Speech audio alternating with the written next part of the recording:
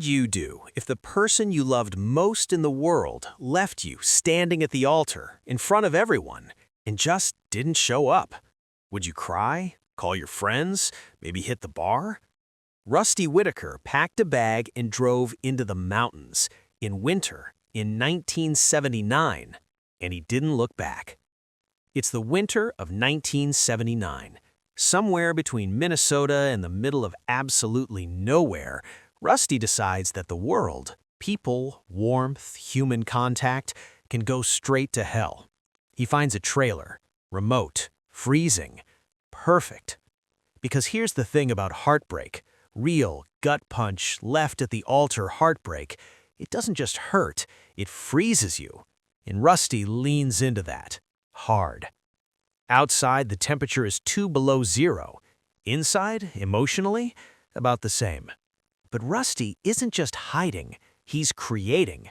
He writes poetry, pages and pages of it, because when you've lost everything, sometimes the only thing left to do is make something out of the wreckage. Now here's where the story takes a turn. Rusty isn't completely alone. He has Alice. Alice is his companion, his confidant, his wife. Alice is also a mannequin. He reads her his poems, they watch hockey together, he talks to her. He has built himself a life, a warm, domestic, completely functional life with a woman made of plastic. And the terrifying thing? It's working. 2 Below Zero isn't just a comedy, it's a film about the absolutely insane things human beings will do to avoid feeling alone, and how trauma can make the fake feel safer than the real. On the other side of the mountain, there's a convenience store, and in that convenience store are 3 women who are also lonely, also restless, and about to become the most chaotic force in Rusty's carefully preserved misery. Meet Fran, Shark, a writer herself, immediately intrigued. Meet Babs, all energy, no filter. Meet Ruth, along for the ride whether she wants to be or not. One day, Rusty leaves his trailer, just long enough to mail his poems to a publisher. First contact with civilization in God knows how long. He stops at their store, and Fran sees something in him. Writer to writer, human to human. He shuts her down completely, because Rusty has Alice, and Alice never challenges him. Alice never asks questions.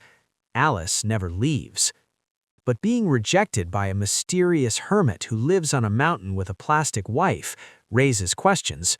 Fran, Babs, and Ruth go full detective. They dig into Rusty's past. They uncover the fiancé, the altar, the humiliation, all of it. And the more they learn, the more they need to see for themselves. So they ride a snowmobile over the mountain in the dead of winter, park on a hilltop, and spy on this man's bizarre domestic routine with his mannequin wife.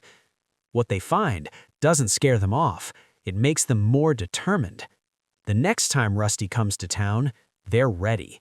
They ambush him in daylight, and Fran, armed with everything she's found, looks him dead in the eye, calls him by his real name, and reads one of his own poems back to him.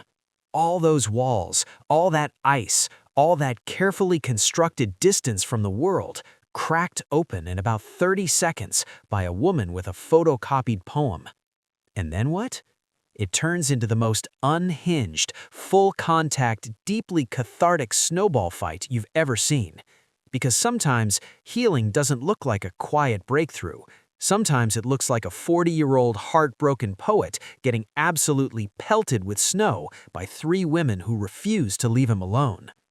2 Below Zero is a film about what happens after the worst moment of your life, about the art you make in the dark, about the walls we build to protect ourselves, and the people stubborn enough to knock on them anyway. It's funny, it's weird, it's unexpectedly moving, and it asks one real question. Is it better to be safely numb or messily, chaotically, beautifully alive? 2 Below Zero, coming soon.